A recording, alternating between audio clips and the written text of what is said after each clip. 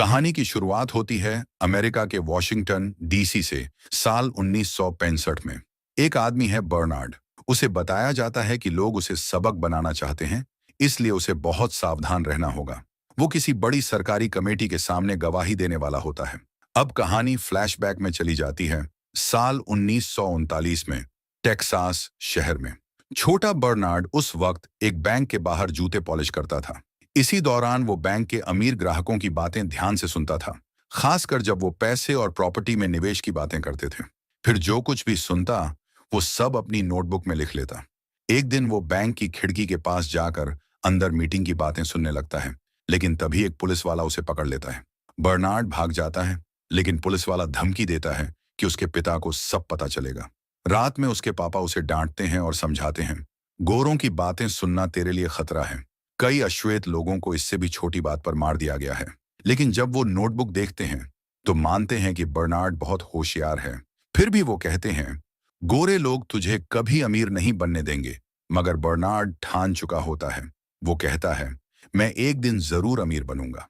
अब scene shift होता है साल 1954, लॉस एंजलिस शहर में।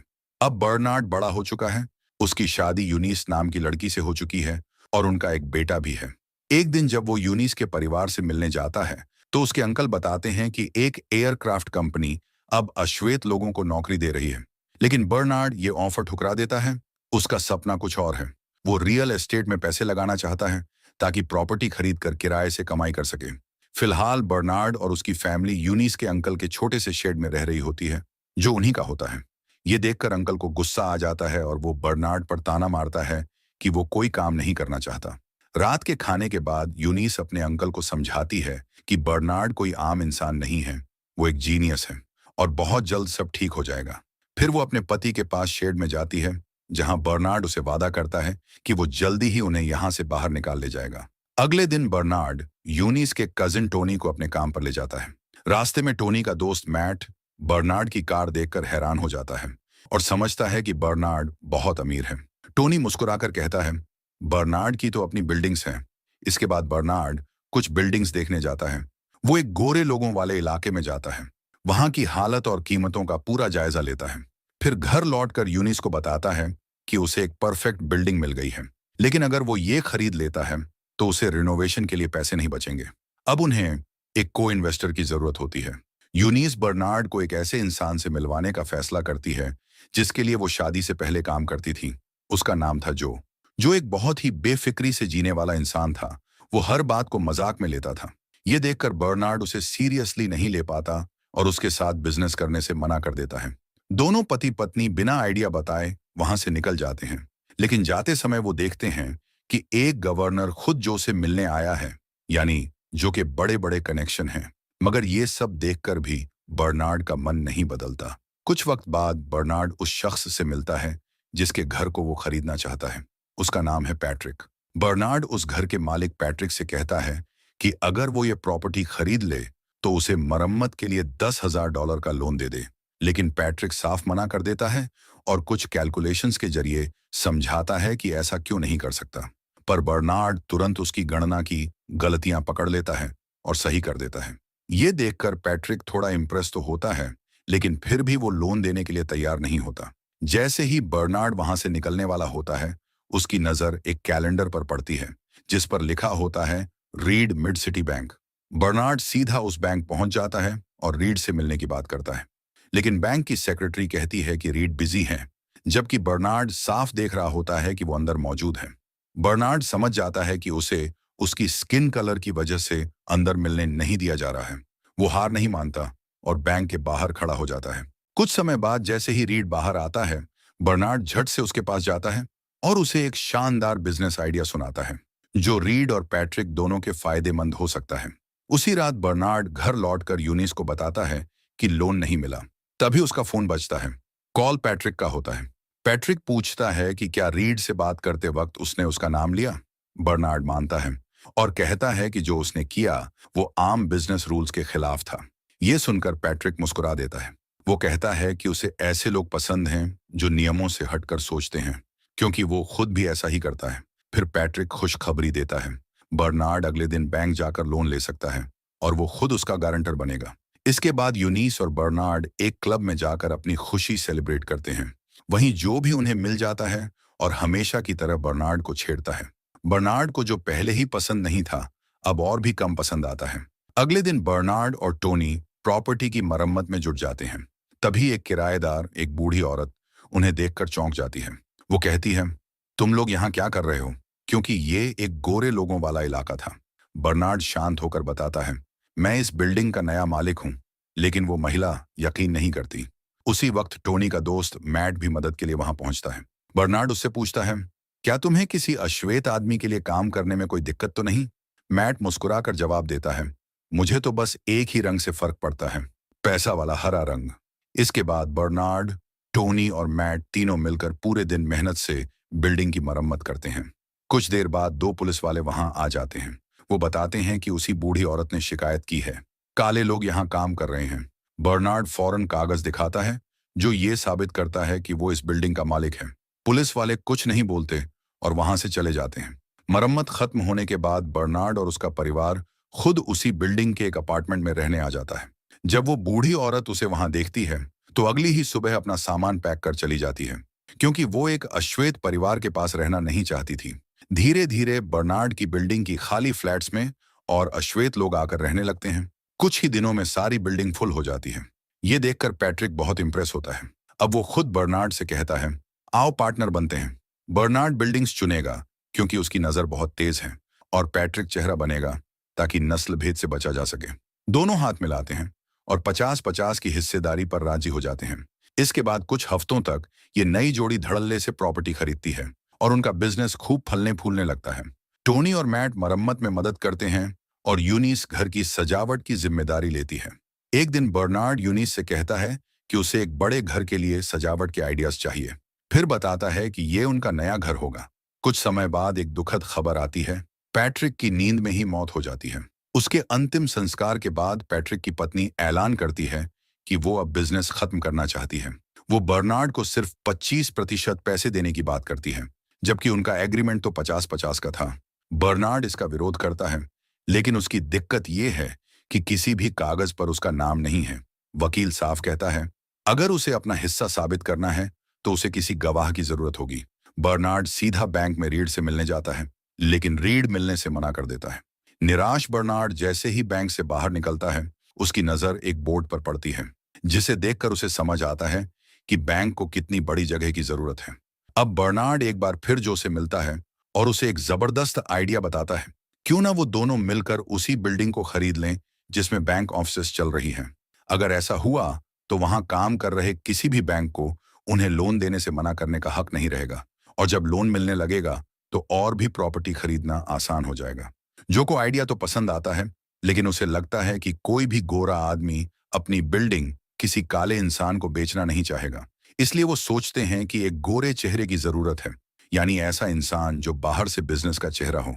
तब वो दोनों मैट को इस काम के लिए बुलाते हैं, लेकिन मैट थोड़ा घबरा जाता है। उसे इस फील्ड का कुछ नहीं पता होता। बर्नार्ड और जो उसे समझाते हैं कि वो उसका पूरा गाइड करेंगे, लेकिन फिर भी मैट उलझन में वहां से चला जाता है। बाद में मैट एक डिनर में बैठा होता है और अब भी असमंजस में होता है। तभी वेट्रेस सूजी उससे पूछती है, तुम ठीक हो? मैट उसे बताता है कि वो रियल एस्टेट का एक नया जॉब करने के बारे में सोच रहा है। ये सुनकर सूजी बहुत इंप्रेस होती है और मैट को पहली बार लगता है कि वो कुछ बड़ा कर सकता है। वो फौरन वापस बर्नार्ड और जो के पास दौड़ता है और इस बार पूरी हिम्मत से कहता है, मैं तैयार हूं। मैट की ट्रेनिंग शुरू होती है। सबसे पहले उसे अमीर लोगों से बात करना सिखाया जाता है।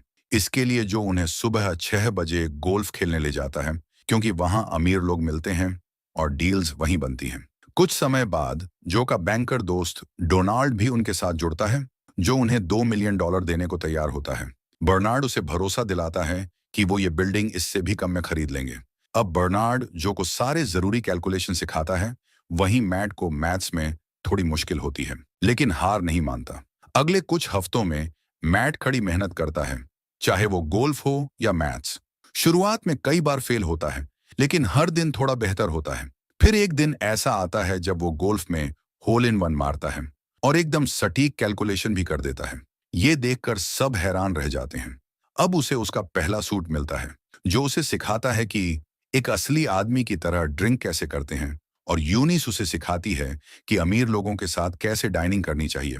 और जब एक दिन मैट गोल्फ खेलते हुए दिमाग में ही कैलकुलेशन कर लेता है, तब बर्नार्ड और जो को यकीन हो जाता है अब ये लड़का तैयार है। अब अगला कदम होता है असली प्लान को अंजाम देना। जिस बिल्डिंग में बैंक चलते हैं उसका मालिक है चार्ल्स। वो अक्सर एक बहुत ही हाई क्लास गोल्फ क्लब में खेलने जाता है, जो कुछ सेटिंग करता है और मैट को उस क्लब में एक मेहमान के तौर पर एंट्री दिलवा देता है। मैट को अमीर दिखाने के लिए जो खुद उसके ड्राइवर का रोल निभाता है। मैट अपने शानदार गोल्फ स्किल्स से वहां सबको इम्प्रेस करता है और आखिरकार चार्ल्स से मीटिंग फिक्स हो जाती है। अब बर्नार्ड और जो मैट की पूरी हफ्ते भर की ट्रेनिंग करते हैं ताकि वो हर सवाल का जवाब दे सके। मैट सारे कैलकुलेशंस जुबानी याद कर लेता है और मीटिंग में ऐसे दिखाता है जैसे वो सब वहीं बैठकर सोच रहा हो। अंत में चार्ल्स मान जाता है और बिल्डिंग को $15,60,000 में बेचने के लिए तैयार हो जाता है। ये उनके लिए बड़ी जीत होती है। पूरी टीम जश्न मनाती है। अब वो उस ऑफिस को फिर से सजाते हैं और बैंकर्स के साथ उनका रिश्ता और भी मजबूत हो जाता है। कुछ ही समय में उन्हें मनचाहे लोन मिलने लगते हैं और वो सफेद लोगों के रईस इलाकों में खूब प्रॉपर्टी खरीदने लगते हैं। अब उनके पास पैसा, ताकत और पहचान सब कुछ है। इसी आर्थिक मजबूती की वजह से मैट अब सूजी से शादी कर लेता है। कुछ ही महीनों में ये तीनों दोस्त पूरे राज्य के सबसे बड़े रियल एस्टेट बिजनेसमैन बन जाते हैं। यहां तक कि उन्हें अमेरिका के वाइस प्रेसिडेंट से मिलने का मौका भी मिल जाता है। साल बीतते हैं और 1963 आता है। अब बर्नार्ड अपने परिवार को लेकर टेक्सास लौटता है अपने बूढ़े पिता से मिलने। पिता उसे देखकर बहुत खुश होते हैं और पहली बार गर्व से कहते हैं, मुझे तुझ पर नाज है बेटे। अगले दिन वो बर्नार्ड के साथ टहलने जाते हैं और बताते हैं कि वहां के फव्वारे अब भी अलग अलग हैं, गोरे और काले लोगों के लिए। बर्नार्ड उसी पुराने कोने पर रुकता है जहां वो बचपन में जूते पॉलिश करता था। वो वहीं खड़े एक नए मोची से कहता है, जूते पॉलिश करोगे? लेकिन वो मना कर देता क्योंकि वो भी एक अश्वेत आदमी है। बर्नार्ड वहीं खड़ा रहता है और उस बैंक को घूरता है जहां से उसकी सारी सीख शुरू हुई थी। उसे एक नया आइडिया आता है। लॉस एंजलिस लौटकर वो जो से कहता है, अब मैं टेक्सास का वो बैंक खरीदना चाहता हूं। जो बर्नार्ड की बात सुनते ही थोड़ा चौंक जाता है। वो कहता है, हमें बैंक चलाने के बारे में कुछ नहीं पता और ये बहुत पेचीदा काम है। टेक्सास में तो लोग वैसे ही किसी अश्वेत को बैंक के मालिक के रूप में पसंद नहीं करेंगे। लेकिन बर्नार्ड का जवाब तैयार था, हम फिर से मैट को फ्रंट पर रख सकते हैं। वो समझाता है कि टेक्सास में एक बहुत बड़ा मार्केट है जिसे अब तक किसी ने छुआ ही नहीं। अश्वेत लोगों को लोन ही नहीं मिलते और अगर हम ये रास्ता खोलें तो हर कोई आगे बढ़ सकेगा। काफी बहस के बाद जो आखिरकार मान तो जाता है, लेकिन अनमने मन से। वो कहता है, मुझे ये आइडिया बिल्कुल पसंद नहीं, लेकिन तुझे खोना नहीं चाहता। कुछ समय बाद जो और बर्नार्ड के लिए डोनाल्ड मदद करता है और मैट के जरिए टेक्सास का एक बैंक खरीद लिया जाता है। डील के हिस्से के तौर पर पुराने मालिक और उसका बेटा रॉबर्ट उस बैंक के 20% हिस्सेदार बने रहते हैं। अब बर्नार्ड टेक्सास के अलग अलग इलाकों में जाकर वहां के अश्वेत लोगों से मिलता है। वो उन्हें बताता है, अब ये बैंक बदल चुका है, अब यहाँ आपको भी लोन मिलेगा। लेकिन साथ ही वो सावधानी भी बरतता है। वो सबको कहता है कि इस बारे में बहुत ज्यादा खुलकर बात न करें, क्योंकि वहां के नस्ल भेदी लोग ये बर्दाश्त नहीं करेंगे। अब सभी लोन बर्नार्ड और मैट के जरिए दिए जाने लगते हैं और देखते ही देखते इलाके के काले व्यापारियों के बिजनेस तेजी से बढ़ने लगते हैं। 3 महीने बाद रॉबर्ट, जो अब भी बैंक में काम करता है, नोटिस करता है कि मैट बहुत सारे लोन पास कर रहा है। उसे शक होता है कि ये सारे क्लाइंट्स अचानक कहां से आ रहे हैं। जब वो मैट से पूछता है तो मैट टाल मटोल करता है। रॉबर्ट का शक गहराता है और वो चोरी छिपे मैट का पीछा करने लगता है। वो देखता है कि मैट बर्नार्ड से मिल रहा है और छुपकर उनकी तस्वीरें खींच लेता है। उधर उसी रात जब मैट घर लौटता है तो उसकी पत्नी सूजी उससे कहती है, मुझे टेक्सास बिल्कुल पसंद नहीं। फिर वो कहती है, तुम तो कहते थे कि तुम इस बिजनेस में पार्टनर हो, पर अब तक तुम्हें बस सैलरी ही मिल रही है। अगले दिन जब बर्नार्ड, मैट और जो मिलकर एक मीटिंग कर रहे होते हैं, तभी रॉबर्ट अचानक उनके घर आ जाता है। वो कहता है, मुझे काले लोगों के साथ काम करने से कोई दिक्कत नहीं है, लेकिन अगर लोकल लोग सच जान गए तो हमारा सारा बिजनेस डूब सकता है। फिर वो सबको एक चौंकाने वाली चिट्ठी दिखाता है। ये खत अमेरिकी खजाना विभाग से आया होता है। उसमें लिखा होता है कि बैंक में 1 महीने बाद इंस्पेक्शन होगा, क्योंकि किसी ने गुमनाम शिकायत की है कि बैंक बहुत सारे अनसेफ लोन दे रहा है। रॉबर्ट के जाने के बाद मैट अपने दोस्तों को एक छोटा बैंक दिखाने ले जाता है और एक नया आइडिया बताता है। उसका कहना होता है, अगर हम ये छोटा बैंक खरीद लें तो मैं इसे अकेले संभाल सकता हूं। फिर हम दोनों बैंकों में लोन बांट सकते हैं। इससे इंस्पेक्शन के वक्त आंकड़े ज्यादा संदेहजनक नहीं लगेंगे। लेकिन जो और बर्नार्ड डरे हुए होते हैं। वो कहते हैं, ये सब बहुत रिस्की है और हमारे पास इसका अनुभव भी नहीं है। तभी मैट साफ साफ कहता है, अगर अब भी मुझे पार्टनर नहीं बनाया गया तो मैं अब और मदद नहीं करूंगा। अब उनके पास कोई और रास्ता नहीं होता और वे मजबूरी में उसे पार्टनर बना लेते हैं। जल्द ही मैट उस छोटे बैंक को खरीद लेता है। पहले ही दिन यूनीस एक सफाई कर्मी बनने का नाटक करती है ताकि बैंक में जो हो रहा है उस पर नजर रख सके। वहीं टोनी और बर्नार्ड शहर घूम घूम कर तय करते हैं कि कौन सा लोन किस बैंक से पास किया जाए। उसी रात तीनों एक रेस्टोरेंट में मिलते हैं प्लान फाइनल करने के लिए।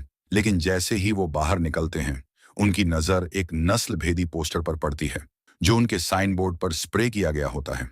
उन्हें बहुत गहरा झटका लगता है। अगले दिन मैट एक वकील से मिलता है और सारे बैंक डॉक्यूमेंट्स पर साइन करता है।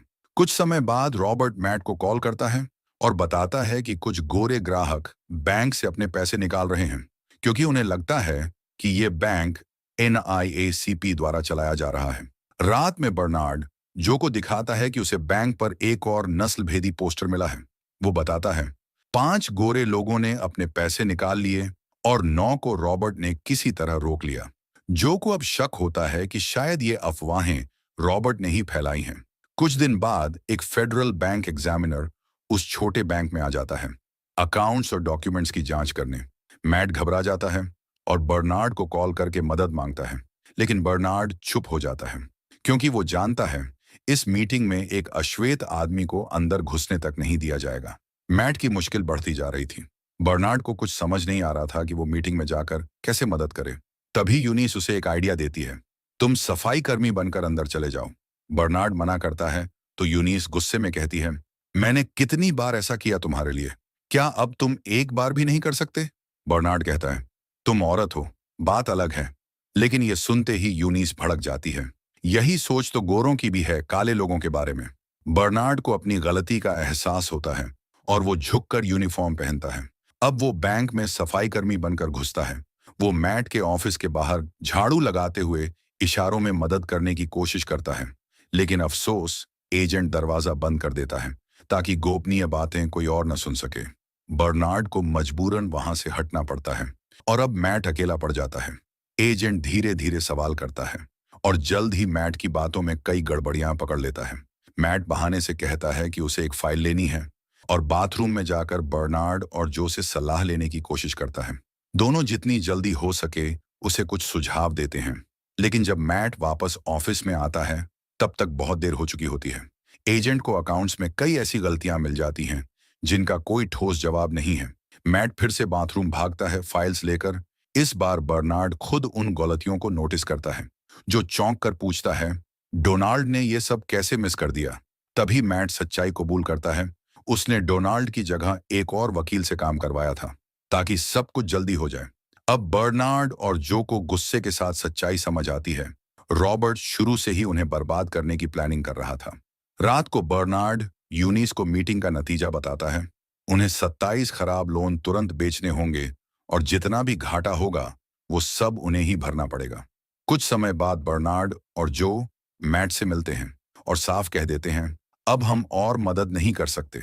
ये छोटा बैंक तुम्हारा आइडिया था, अब इसकी जिम्मेदारी भी तुम्हारी है। अगर हम पकड़े गए तो हमारी जिंदगी बर्बाद हो जाएगी। अगली सुबह डोनाल्ड जो को कॉल करता है और चौंकाते हुए बताता है कि उसके बैंक ने मैट के सारे लोन खरीद लिए हैं। जो और बर्नार्ड गुस्से से आगबूला हो जाते हैं और सीधे मैट के ऑफिस में घुस जाते हैं। वो चीखते हैं, ये सब क्या किया तुमने? मैट शांत रहकर कहता है, ये सब सिर्फ अस्थाई है, इससे मुझे बाकी अकाउंट बुक्स एडजस्ट करने का वक्त मिल जाएगा। लेकिन बर्नार्ड और जो जोर से कहते हैं, ये फ्रॉड है, धोखाधड़ी। इसी बीच अचानक अमेरिकी ट्रेजरी डिपार्टमेंट के एजेंट वहां आ जाते हैं। वो ऐलान करते हैं, इस बैंक की लाइसेंस रद्द की जा चुकी है। सारे कस्टमर्स को बाहर जाने को कह दिया जाता है और बैंक को अनिश्चित समय तक बंद कर दिया जाता है। जो और बर्नार्ड जैसे ही बाहर निकलते हैं, FBI अफसर उन्हें रोकते हैं और बिना कोई कारण बताए उन्हें गिरफ्तार कर लेते हैं। बर्नार्ड विरोध करता है, ये सब नस्ल भेद है, हमें काले होने की सजा मिल रही है। लेकिन एजेंट्स उसे जोर से पकड़ कर ले जाते हैं। कुछ समय बाद एक वकील जो और बर्नार्ड से कहता है, राज्य सरकार ने आपके ऊपर लगे बैंकिंग चार्जेस हटा दिए हैं, लेकिन फेडरल चार्जेस अब भी बाकी हैं। फिर वकील बताता है कि आर्कनसास का एक सीनेटर बैंकिंग सिस्टम की कमजोर निगरानी पर सुनवाई कर रहा है और हो सकता है वो इस केस का इस्तेमाल अपना पॉलिटिकल स्टेटमेंट बनाने के लिए कर रहा हो। अगर सब सही गया तो शायद फेडरल चार्जेस भी हट जाएं। वहीं दूसरी तरफ मैट अब भी मुश्किल में फंसा है। तभी उसे एक ऑफर दिया जाता है, अगर तुम अपने दोस्तों के खिलाफ गवाही दोगे तो तुम्हारे ऊपर से सारे केस हटा दिए जाएंगे। कुछ दिन बाद मैट कोर्ट में पेश होता है। वो कहता है, मैं तो सिर्फ एक कर्मचारी था, जो और बर्नार्ड ने मुझे इस्तेमाल किया। मैंने बस उनके कहने पर सब किया। अब बर्नार्ड के सामने दो रास्ते होते हैं। पहला, अगर वो मान ले कि उसने ढीले नियमों का फायदा उठाकर खुद को अमीर बनाया, तो सरकार को नियम बदलने का बहाना मिल जाएगा और बदले में बर्नार्ड को इम्यूनिटी यानी पूरी आजादी मिल जाएगी। दूसरा, अगर वो सच बोले या जो चाहे कहे, तो उसकी बातों की तुलना उन गोरे लोगों की गवाही से की जाएगी और अगर कोर्ट को लगा कि बर्नार्ड झूठ बोल रहा है, तो उसे सीधे जेल भेज दिया जाएगा। सुनवाई के बाद बर्नार्ड अपनी पत्नी यूनिस के साथ टहलता है। वो कहता है, अगर मैंने इम्यूनिटी डील ले ली तो कभी ये सच्चाई उजागर नहीं कर पाऊंगा कि इस देश में अश्वेत लोगों को आज भी बैंकिंग सिस्टम में बराबरी नहीं मिलती। यूनिस उसकी आंखों में देखती है और मुस्कुराकर कहती है, तुम जो भी फैसला लो, मैं हमेशा तुम्हारे साथ हूं। अगले दिन कोर्ट में जाने से पहले बर्नार्ड और जो मिलते हैं और सालों की दोस्ती, मेहनत और जद्दोजहद को याद करते हैं। फिर कोर्ट रूम में बर्नार्ड अपनी गवाही देता है। वो कहता है, हमारे देश के संविधान में लिखा है कि सभी इंसान बराबर बनाए गए हैं, लेकिन हकीकत में कानून ऐसा नहीं मानता। उसके सामने बार बार चेतावनी आती है, अगर तुम इम्यूनिटी डील को ठुकराते हो तो तुम्हें सजा मिलेगी। लेकिन बर्नार्ड डरता नहीं। वो कोर्ट में खड़ा होता है, अपने हाथ में सफाई कर्मी की यूनिफॉर्म लेकर। फिर वो बोलता है, अगर किसी इंसान को लोन नहीं मिलेगा तो वो बिजनेस कैसे शुरू करेगा, घर कैसे खरीदेगा? तो फिर अमेरिकन ड्रीम सिर्फ कुछ लोगों के लिए ही है। अंत में फैसला आता है। सरकार बर्नार्ड और जो की पूरी संपत्ति जब्त कर लेती है। उन्हें 3 साल की फेडरल जेल की सजा मिलती है। उनकी सारी बिल्डिंग्स भी छीन ली जाती हैं। बस एक घर बचता है, जो यूनिस के नाम पर था। रॉबर्ट बैंक को फिर से खरीद लेता है और वो भी बेहद सस्ते दाम में। कुछ साल बाद जब जो और बर्नार्ड जेल से बाहर आते हैं, तो दोनों जोर जोर से हंस रहे होते हैं। यूनिस हैरान हो जाती है, तुम लोग जेल से छूटकर हंस क्यों रहे हो? तभी दोनों एक राज खोलते हैं। गवाही से पहले मैट हमसे मिला था। उसने कहा कि अगर वो कुछ नहीं कहता तो उसे 50 साल की जेल हो जाएगी। हमने उसे माफ कर दिया और उसे कहा कि वो गवाही दे दे। लेकिन बदले में मैट ने बहामास में 2 घर खरीदकर उनके नाम कर दिए थे, इससे पहले कि सरकार वो पैसा भी जब्त कर पाती।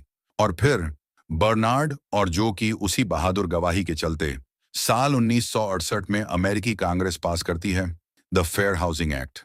अब किसी को उसके रंग, धर्म या लिंग के आधार पर घर बेचने या किराए पर देने से मना नहीं किया जा सकता।